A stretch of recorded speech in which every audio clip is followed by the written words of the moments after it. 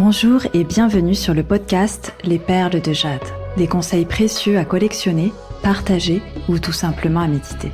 Je m'appelle Julie, française installée aux Pays-Bas depuis quelques années. Ancienne responsable d'un département achat devenu coach, j'ai décidé de changer ma vie afin de changer celle des autres. Je vous aide à trouver de nouvelles pistes de réflexion et à passer à l'action afin d'être plus épanoui dans votre vie. Abonnez-vous sur la plateforme de votre choix pour ne manquer aucun épisode. N'hésitez pas à me rejoindre sur Instagram, @julie_UGS, afin d'échanger. Le lien se trouvera dans les notes de l'épisode. En attendant, je vous souhaite une excellente écoute.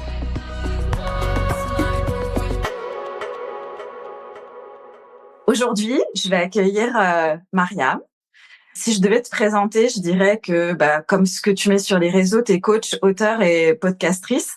Et j'aimerais bien que tu en parles un petit peu plus aussi, mais j'aimerais bien aussi qu'on évoque en fait comment on s'est connues toutes les deux, parce que Oui, on a une très belle histoire à raconter et comment on a entretenu le lien.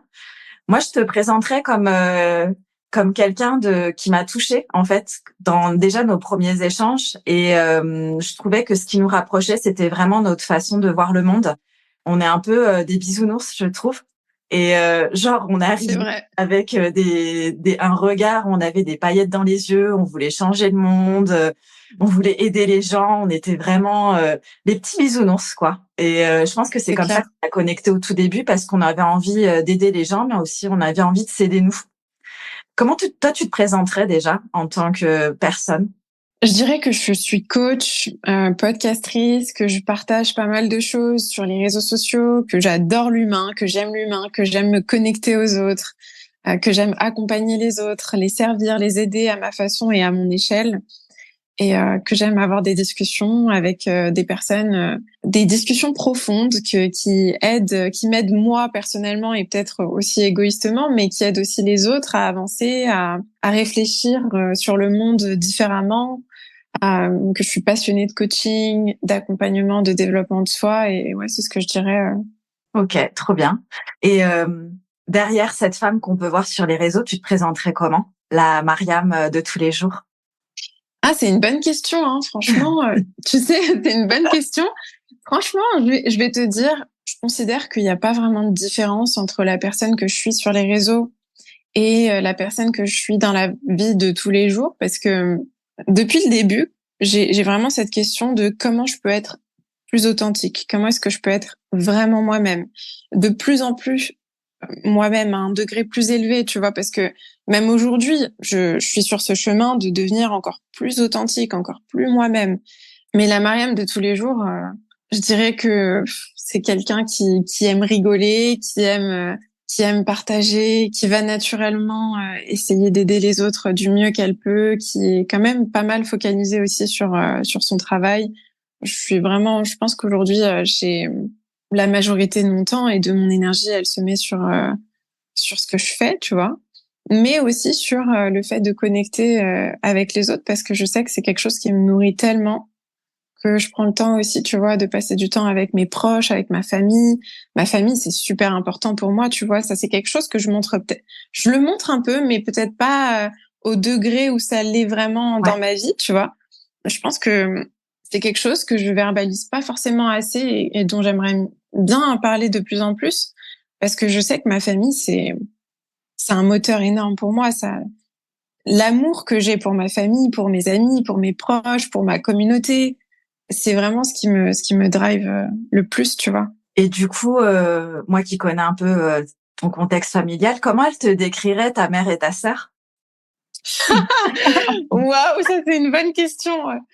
Ok, je vais te dire ce qu'elles me disent le plus souvent de moi, mais c'est que je sais ce que je veux, que je suis très ambitieuse, que j'aime passer à l'action, que j'ai un côté un peu autoritaire qu'elles aiment pas trop. Ça aussi, ça Hmm. c'est mes mauvais côtés, on va dire. Que j'ai tendance à vouloir tout contrôler et qu'il faudrait que je continue à travailler sur ça. Elle dirait que j'ai un côté aussi un peu faux folle parfois, tu vois, que je montre pas trop sur les réseaux en tout cas.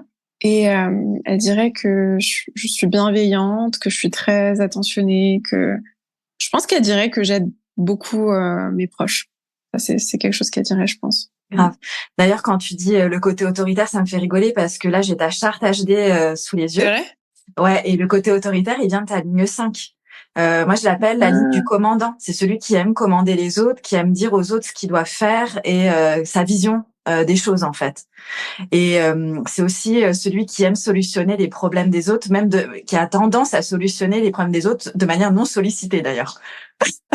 Non, mais tu viens de décrire les problèmes de ma vie. Mais franchement, je te jure que et ça, c'est quelque chose dont je suis pas fière, tu vois, je le montre pas trop. Et j'essaye vraiment de travailler là-dessus parce que si je suis 100% honnête, et ça me met pas en valeur de dire ça, mais c'est vrai, c'est que depuis que je suis toute petite, hein, mais vraiment, quand j'étais en maternelle, je disais à mes copines quoi faire, tu vois. Et ça m'a créé des problèmes pas mal de fois, hein, tu vois. Mais c'est vrai que ça, c'est quelque chose qui est pas... Bon, ça a des bons et des mauvais côtés comme tout, tu Bien vois, sûr. mais c'est vrai. Et le côté contrôlant aussi, il peut venir de ton centre du cœur défini où t'as un côté vraiment déter. Genre, Ouais. c'est la meuf qui est ambitieuse, comme tu disais tout à l'heure, t'as de l'ambition et t'es déterminée et tu peux le faire en mode marathon parce que t'es générateur, donc en fait, tu peux le faire sur une longue durée tant que c'est quelque chose qui te fait vibrer. Et donc moi, je te reconnais vachement en tant qu'amie, donc c'est trop chouette de voir comment ça se reflète dans ta charte et comment toi tu le vois et comment tu en es consciente, puisque quand tu me dis comment tes proches pourraient te décrire, c'est des choses dont tu as conscience aussi. Totalement. Et alors je sais pas si tu utilises des applis de rencontre ou t'en es dans ton statut perso, mais si tu devais te décrire sur une appli de rencontre, qu'est-ce que tu dirais? Bah, tu sais quoi? C'est une super question parce que récemment, je me suis rendu compte que ça faisait un moment que j'utilisais des applis de rencontre, mais récemment, j'ai eu cette prise de conscience mais comment tu te présentes sur les applis de rencontre? Tu vois, j'avais jamais vraiment pensé à ça. C'est trop bizarre. Tu vois, juste, tu mettais des photos et puis voilà. Et récemment, je me suis dit, mais Mariam, c'est une expérience, les applis de rencontre. Comment est-ce que tu as envie qu'on te perçoive? Et je me suis vraiment dit, mais tu sais quoi? J'ai envie qu'on me voit le plus possible comme je suis vraiment, tu vois. Donc, tu vois, j'ai commencé à mettre des photos de moi naturelles, sans maquillage, des photos de moi où j'étais pas forcément au top du top, mais juste dans un moment habituel du quotidien. Mais sur une appli de rencontre, je pense qu'on me verrait comme quelqu'un qui est curieuse, qui a une sensibilité. Ça, je pense que je le montre, en tout cas, j'essaye de le montrer un peu sur les applis, et quelqu'un qui a envie de construire, qui est dans la construction, dans une dynamique d'évolution personnelle et qui a envie de bâtir des choses, tu vois. Je pense qu'on pourrait voir ça. Ouais. C'est trop marrant que tu utilises ces mots-là parce que la sémantique que tu utilises, elle est très liée aussi à ce que je peux voir sur ta charte. Parce C'est que vrai? le générateur, c'est le bâtisseur. Et tu vois, tu as une ligne 3, donc ce qui fait que tu as envie d'essayer plein de trucs et de te planter. Mais comme tu es déterminé, tu vas vouloir le refaire mieux à chaque fois. Et moi, bah, je te connais, donc je te reconnais aussi énormément dedans. Et je trouve que ce que on peut peut-être moins capter de ta personnalité sur les réseaux, c'est ton côté faux folle, comme tu disais tout à l'heure. Ouais. Parce que, ben, moi, que ce soit dans nos échanges qu'on a eus, et on va parler de notre rencontre aussi, et de la dernière fois, on s'est vus, je trouve que t'adores rigoler, t'adores faire des blagues, des vannes et tout ça. Et ça, je pense qu'on le voit si on te suit en story de temps en temps, mais on le voit pas dans ton contenu. Et je pense que si on ne regarde que ton film, on peut se dire elle est vachement sérieuse cette nana, alors qu'en vrai, mais t'as autant de rire que d'échanges, des discussions profondes. Et Ouais, moi, c'est c'est ce vrai. que j'aime quand je suis en contact avec toi, c'est qu'on peut parler de tout et on peut rire de tout. Parfois, je pense qu'il y a des moments où on s'est senti un peu coupable de critiquer, mais tu vois, on avait confiance, je pense, l'une en l'autre pour pouvoir se dire les choses, dire Ouais. vraiment le fond de notre pensée et se dire qu'en fait, c'était vraiment plus dans un moment de partage que voilà, on veut pas du mal aux gens, en fait. Bien sûr, mais évidemment. Mais l'intention, elle était toujours ancrée et je pense que c'est ça qui fait la beauté de nos échanges. Et C'est vrai. justement, par rapport à notre rencontre, comment tu décrirais notre rencontre déjà quand on s'est rencontrés, dans quel contexte Tu sais que, je sais pas si tu sais, je crois que je te l'avais dit, mais j'avais parlé de notre rencontre. Je crois que j'en ai parlé dans un de mes podcasts ou dans un podcast où j'ai été interviewée. Je sais pas si je t'en avais parlé. Franchement, je me demande, mais la discussion qu'on avait eue, alors pour redonner le contexte, on avait connecté parce que on s'était toutes les deux, on avait rejoint une formation en ligne, une formation qui, dans les grandes lignes, te permet d'apprendre construire un business sur Instagram, construire un projet entrepreneurial sur Instagram. Et donc, on s'était toutes les deux connectées sur ce réseau et c'était hyper intéressant parce que dès qu'on a échangé, le feeling est super bien passé et on s'est appelé. Je me rappellerai toujours de cette discussion parce que la discussion qu'on a eue toutes les deux, elle a été vraiment, tu vois, ça a joué un rôle important dans ma décision à ce moment-là de ma vie parce que j'étais toujours en tant que salariée dans l'entreprise dans laquelle je travaillais. Et tu vois, j'avais envie de monter mon projet, j'avais envie de me lancer, de suivre un peu ma passion, tu vois. Et je me rappelle que dans la discussion qu'on avait eue, tu m'avais partagé, toi, ton parcours, le fait que tu avais quitté ton job, que, tu vois, tu étais quand même maman, tu avais plein de responsabilités et tout. Et tu étais quand même aussi dans une posture où tu avais quand même pas mal de confort, de responsabilité, une certaine posture dans ta boîte, etc. Et le simple fait que tu me partages ton expérience comme ça, de manière aussi naturelle, sans chercher à me convaincre de quoi que ce soit, mais juste, voilà, en me disant... bah moi c'est comme ça que j'ai fait et c'est comme ça que je réfléchis aux choses, etc. Bah derrière, je pense que ça a planté une graine où je me suis autorisée moi-même à me dire mais si Julie elle l'a fait, pourquoi pas moi en fait, tu vois? Pourquoi pas moi? Et en fait, ça m'a vachement aidée, tu vois. C'était une discussion toute simple et j'avais adoré notre discussion. J'avais vraiment ce sentiment au téléphone quand on discutait ensemble que on était sur la même longueur d'onde, qu'on avait la même générosité dans ce qu'on fait. Et le même, tu vois, moi, je te sentais mais hyper alignée, hyper généreuse. Vraiment, je sentais cette volonté d'apporter aux autres avant même de t'apporter à toi, même si on est toujours, bien sûr, on veut aussi s'apporter à nous-mêmes. Mais je ressentais beaucoup ça chez toi. Et franchement, ça m'a vachement marqué cette discussion. Et puis bon, après, on est resté connectés, on est resté en contact, on s'est revus. Ça a matché, hein. C'est des choses qui sont difficiles à expliquer, mais je pense que il y a des rencontres comme ça que tu fais et qui te marquent. Moi, en tout cas, ça m'avait vachement marqué notre rencontre. Ouais, moi je me rappelle aussi des meufs qu'on était dans le sens où on n'avait jamais le temps, toutes les deux, mais on arrivait toujours à trouver des moments, même si on les bougeait, comme cette interview d'ailleurs, pour s'appeler. On s'appelait à l'époque sur WhatsApp, on se faisait des échanges plus ou moins réguliers. Puis à un moment donné, on avait moins besoin en fait d'échanger de cette manière et maintenant on échange encore, que ce soit par MP sur Insta ou sur WhatsApp, mais le lien il est toujours là. Je sais que si demain on se voit, c'est pareil quoi. C'est clair. Ah oui, c'est clair. Et sinon, pour revenir par rapport à ce que tu fais aujourd'hui et par rapport à ce que tu faisais avant, ça a été quoi le gros déclic qui t'a poussé à passer à l'action? Parce que moi, je me rappelle encore nos échanges où tu avais vraiment peur de sortir de ta zone de confort. Ouais. Il y avait le confort financier, il y avait le confort de tu connaissais ton boulot, tu le faisais bien, etc. Et t'avais ta vie, t'avais ton rythme de vie, etc. Donc, qu'est-ce qui a été le déclic? Il y a eu plusieurs choses. Il y a eu le fait que, tu vois, c'est un peu cette citation de Tony Robbins que j'adore.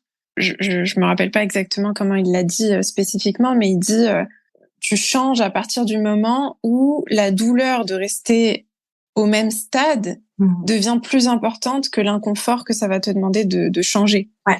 Et moi, j'étais arrivée à ce stade-là où je me sentais tellement, c'était devenu tellement inconfortable pour moi de rester dans ce travail-là, avec une relation avec mon patron qui était quand même très anxiogène pour moi. En tout cas, je le vivais très mal.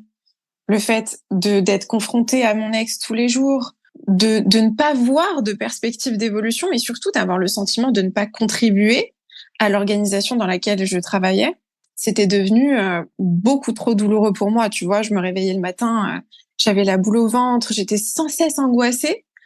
Et en même temps, je me sentais coincée parce que, comme tu dis, même quand on s'était eu au téléphone, je me rappelle que je t'avais partagé que j'avais peur.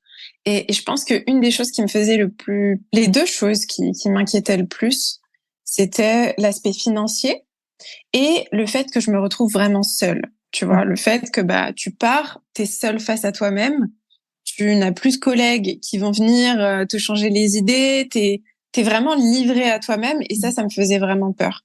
Et ce qui a été un déclic, ça a été d'arriver à ce sentiment de souffrance tellement fort que c'était clairement plus possible. Mais ça a été aussi beaucoup notre discussion ensemble. Hein. Franchement, notre discussion, elle a beaucoup, beaucoup aidé. Où je me suis vraiment dit, mais t'as 25 ans, t'es pas marié, t'as pas d'enfant, tu dois de compte à personne. T'es libre en fait de te casser la gueule. Je suis désolée d'utiliser ce terme, mais c'est vrai, t'es libre de vraiment te tromper, faire des erreurs, recommencer. C'est maintenant ou jamais. Et je me suis beaucoup connectée à ce que je ressentirais si j'avais 80 ans ou 90 ans et que je repensais à la Mariam de 25 ans qui avait pas pris cette décision. Et quand je me suis connectée à cette version de moi âgée et que j'ai vraiment ressenti ce qu'elle ressentait, je me suis dit, mais c'est de la torture totale. Je préfère mourir que de ressentir ça un jour.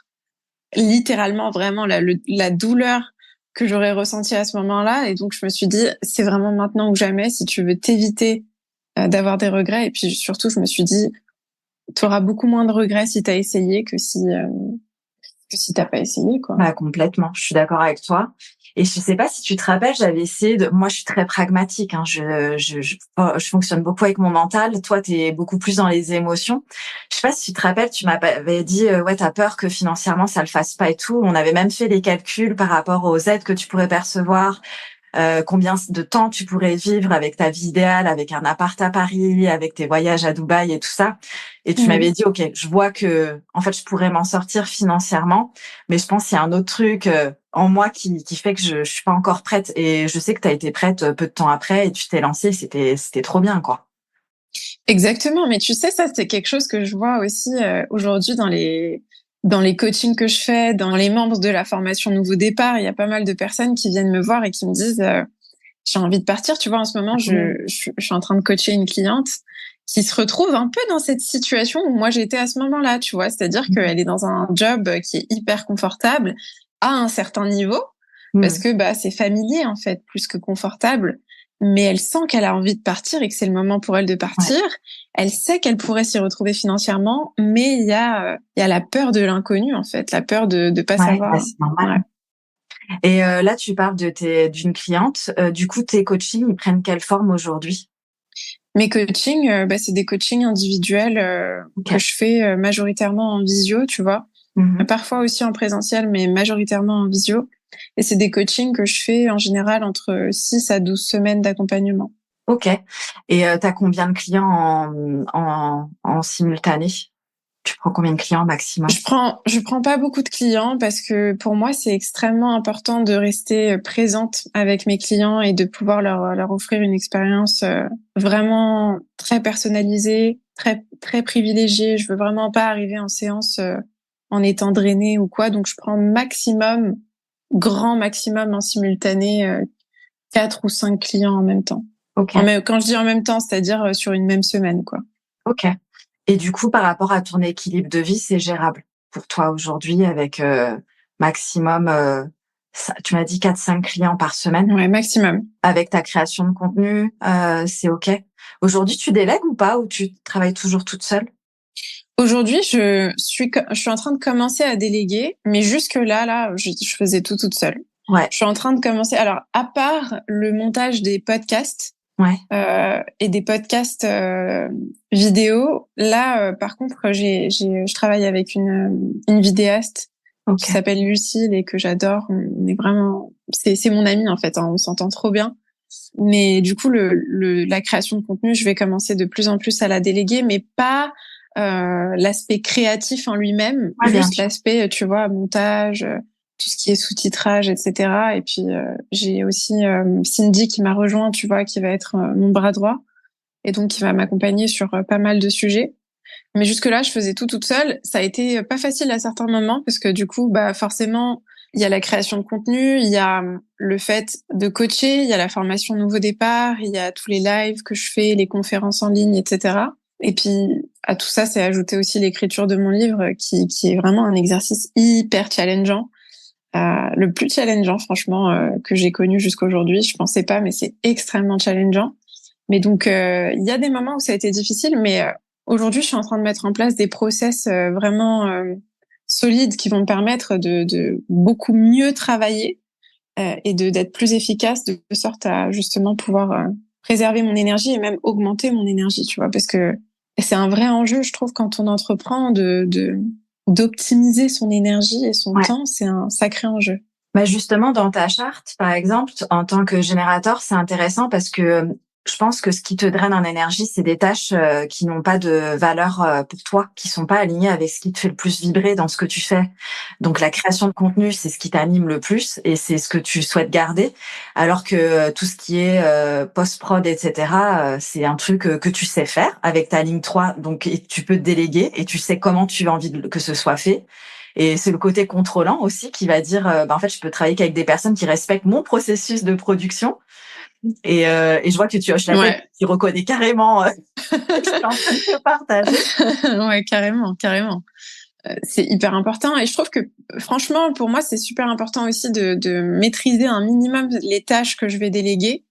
Et ça, c'est un ami à moi qui s'appelle Alex Dambiel. Je sais pas si tu le Je le connais. connais très bien. Ah, tu le connais? Ouais, Qui m'avait pas mal inspiré là-dessus parce qu'il m'avait vraiment partagé la différence entre déléguer et se débarrasser ouais, d'une tâche. exact.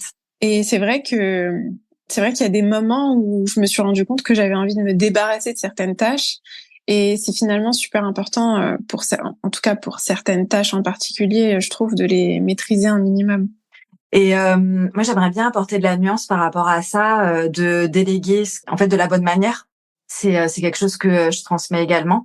Et je pense qu'une étape qui fait toute la différence, c'est de se pencher sur la tâche dont on avait envie de se débarrasser au début, dans cette intention-là de je veux me débarrasser, ce qui est complètement humain. Hein, ça t'anime pas, ça te saoule, voilà. T'as envie de t'en débarrasser, c'est la première intention qui vient, on va dire humainement parlant. Et c'est de faire un processus de gratitude pour cette tâche-là avant de la déléguer. Et je pense que ça change toute la vibration dans laquelle on va la déléguer, la personne Mmh. qu'on va prendre pour la faire, parce que du coup, on va pas considérer que c'est une tâche à basse valeur, mais plutôt une tâche qui va être au service de ce qu'on a envie de faire et au service de notre vision. Qu'est-ce que tu en penses de ça? Parce que je sais qu'on est formé à la même méthode, donc ça te parle? Ouais, complètement, mais complètement. Et c'est vrai que je connecte beaucoup avec ce que tu viens de dire, surtout sur le fait de la vibration et l'énergie que tu places et que tu mets dans quelque chose. Je trouve que ça impacte énormément le résultat que tu vas avoir.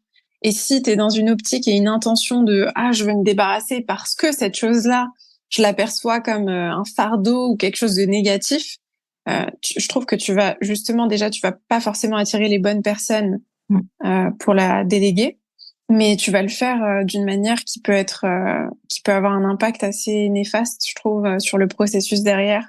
Alors que c'est vrai que si tu as de la gratitude, c'est complètement une autre expérience. Ouais, trop bien.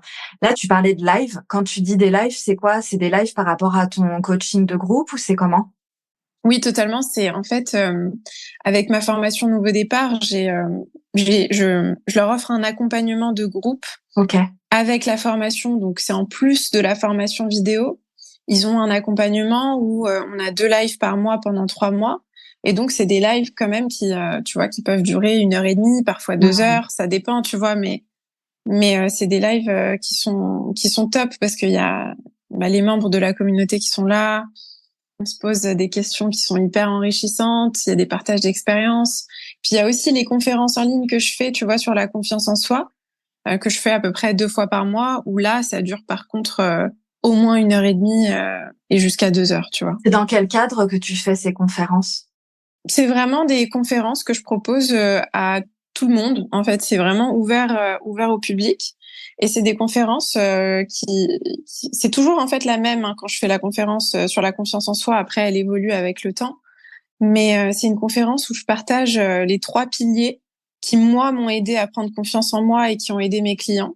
Et qui, donc, c'est vraiment la méthode que j'utilise dans la formation Nouveau Départ pour prendre un nouveau départ avec soi, pour reprendre confiance en soi, pour mettre, en fait, de la clarté sur ce qu'on est, sur ce qu'on veut, sur ce qu'on perçoit manquer et sur ce qui va être un chemin adapté pour aller atteindre nos objectifs.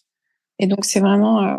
vraiment ça. Ouais. Et du coup, cette conférence, tu l'as fait sur Zoom ou tu l'as fait ailleurs? C'est dans quel cas c'est les abonnés que tu as sur d'autres plateformes? C'est une conférence, tu vois, j'utilise un outil qui s'appelle Webinar Jam que tu dois peut-être connaître. Ouais, je connais. Et c'est vraiment un super outil d'ailleurs parce que ça permet à tout le monde de poser des questions. Tu vois, tu peux faire des sondages, etc. Donc c'est super intéressant.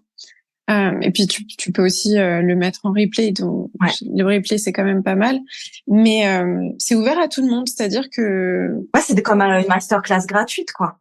Exactement, Okay. C'est une conférence gratuite, c'est ça. Et tu la mets en replay ou pas, la tienne, vu que tu la fais régulièrement?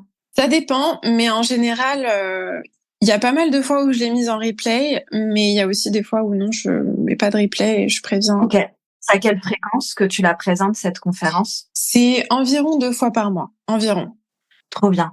Donc ça, c'était la partie coaching. Est-ce que par rapport à toutes les méthodes que tu as, parce que tu as été formée à plusieurs méthodes différentes comme moi, est-ce qu'il y en a une qui a vraiment fait la différence pour toi et que tu utilises plus que d'autres? Ah oui, carrément. J'utilise différentes choses dans mes coachings et j'aime bien avoir une approche intuitive, tu vois, où je sens parfois avec certains clients que il y a une méthode particulière qui va les aider, qui va les impacter. Mais la méthode qui m'a le plus impactée et qui a eu le plus d'impact dans mes coachings, c'est clairement celle du docteur de Martini. C'est pas celle que, je veux dire, je l'utilise pas de manière scolaire et de manière automatique. Ouais, j'ai vraiment pas une approche rigide de cette méthode, mais je l'utilise systématiquement dans mes coachings. Ça a été quoi le plus gros déclic pour toi quand tu as découvert cette méthode? Parce que souvent, quand on apprend cette méthode, on le fait d'abord sur soi. Du coup, ça a été quoi ton plus gros déclic? Qu'est-ce que tu as pu équilibrer qui n'était pas du tout? Ah waouh, c'est une super question. Ce que j'ai équilibré, et je pense que ça, c'est quelque chose qui m'a vachement aidé aussi dans mon business, c'est mon rapport à l'argent, même s'il y a d'autres rééquilibrages à faire à ce niveau-là, mais c'est vraiment ce que j'avais perçu comme une expérience négative dans mon passé par rapport à l'argent, notamment le fait que mes parents, à un moment précis, il y a à peu près 5 ans, qu'ils commencent à avoir des problèmes financiers, des difficultés financières. J'ai rééquilibré pas mal de situations à ce niveau-là qui avaient été douloureuses pour moi et qui sont restées douloureuses pendant longtemps et dont j'étais pas vraiment consciente. Mais à partir du moment où j'ai fait ce travail et où j'ai appliqué cette méthode, ça m'a vraiment beaucoup libérée, ça m'a apaisée et finalement c'est fou parce que j'ai vu après quelques mois qu'il y avait des choses qui se mettaient en place et qui se débloquaient, tu vois, dans mon business, dans les paliers que je suis allée chercher Trop bien. Financièrement. Et peut-être tu nous as évoqué tout à l'heure ton challenge par rapport à l'écriture de ton livre. Il me semble que c'est pas ton premier. Alors, le premier, c'était pas vraiment un livre, c'était vraiment un journal d'écriture, tu vois, c'était un carnet, donc c'était plus un outil de travail que j'ai proposé pour les personnes hypersensibles, mais c'était pas vraiment un livre, tu vois. Et là, c'est un vrai livre. Là, c'est un vrai livre, donc c'est super. C'est sur quel sujet? Tu peux déjà partager ou pas? Oui, bien sûr, c'est le thème du livre, le thème général, même si on n'a pas encore défini le titre, c'est l'amour de soi. Ok, top. Et du coup, tu dis on, donc ça veut dire que t'es pas en auto-édition, t'as quelqu'un qui t'édite, c'est ça? Exact, ouais. Je suis avec une maison d'édition. Ah, chouette. Ouais. Et qu'est-ce qui t'a donné envie de t'exprimer différemment parce que là, moi, j'ai suivi. C'est vraiment, moi, j'ai suivi la Mariam qui était en CDI, qui avait un compte perso en mode influenceuse. Donc, j'ai vraiment suivi tout le switch. Et là, aujourd'hui, t'es plus dans le partage de contenu, je vais dire, c'est calibré mindset, quoi. Donc là, maintenant, si t'es en train d'écrire un livre. T'as débuté aussi un podcast. Maintenant, ça fait combien de temps? Ça fait 1, 2 ans? Ça fait combien de temps que t'as ton podcast? Mon podcast, ça fait 1 an et demi. Et donc, qu'est-ce qui a été le déclic pour que tu aies envie de t'exprimer sous différentes manières? En fait, j'ai toujours su que je voulais m'exprimer de différentes manières. D'ailleurs, si je suis totalement honnête, je me voyais beaucoup plus m'exprimer sous forme de podcast, de newsletter, d'écriture. J'ai toujours écrit, en fait. Depuis que je suis toute petite, j'ai toujours adoré écrire. Donc, je me voyais vachement plus m'exprimer par écrit que par vidéo. Surtout, parce que j'étais très timide, je n'osais pas prendre la parole pendant longtemps. Donc, je me voyais pas du tout faire des vidéos comme je fais aujourd'hui. Donc, ça a pas vraiment été un déclic. Ça a plus été, honnêtement, le déclic, ça a plus été sur les vidéos que sur les autres formats parce que les autres formats, j'ai toujours su que c'était quelque chose que je voulais absolument faire. Donc, c'est plus au fur et à mesure où je me suis dit, OK, les vidéos, je me sens beaucoup plus sereine dans l'exercice de la vidéo et du contenu sur les réseaux. Et donc maintenant, OK, je peux me concentrer sur les podcasts et ensuite La newsletter, là, je l'ai sortie ça doit faire même pas 1 an que j'ai ma newsletter, tu vois. Donc, c'est tout nouveau pour moi, la newsletter. Et puis le livre, j'ai toujours su que je voulais écrire, mais je pensais pas que c'était aussi dur, hein. Franchement, c'est vachement challengeant. Ça te met face à tellement, tellement de choses, mais c'est hyper thérapeutique et c'est extrêmement formateur parce que ça te fait réfléchir à la vie et à la manière dont tu vois la vie, dont tu perçois les choses de manière beaucoup plus claire. Ça te force à t'ancrer et à te positionner. Et c'est ça qui est super intéressant. Ouais, parce que moi, je trouve que ça retrace vraiment ton parcours. Tu vois, le fait que tu fasses des conférences sur la confiance en soi, c'est aussi enfin, moi en tout cas, ce que j'ai perçu qui te manquait au moment de lâcher ton CDI, c'était en fait, t'avais tout qui était ouvert pour lâcher. Il y a même la vie qui co-crée même des événements que tu vivais pour te pousser de plus en plus à lâcher tout, ton corps qui te le disait et tout ça. Je me rappelle très bien. Et là, aujourd'hui, en fait, t'as des gens qui manquent de confiance pour vivre leur best life, en vrai. Ouais, c'est ça. Complètement. Donc, C'est mon objectif, ouais. ouais. C'est clair. Trop bien. Et voilà, on arrive à la fin de la première partie de cette interview. Retrouvez la seconde partie, du coup, en publication jeudi. Ne la ratez pas, parce que c'est la partie dans laquelle Mariam et moi, nous allons parler de l'image de soi, notamment sur les réseaux, de la spiritualité et quelle place elle a dans notre vie, sa vision des résolutions et des objectifs, comment elle gère quand elle a des coups de mou pour rester motivée, son plus gros blocage jusqu'à présent et comment elle l'a surmonté, sa vision de l'argent, comment elle a fait pour faire grandir son audience jusqu'à dépasser les 300 000 abonnés sur Instagram et bien plus sur ses autres plateformes, comment elle gère ses réseaux et notamment les haters, ses futurs projets, ses challenges dans la vie perso et son conseil pour clôturer ce second épisode. Je vous donne rendez-vous jeudi pour la seconde partie.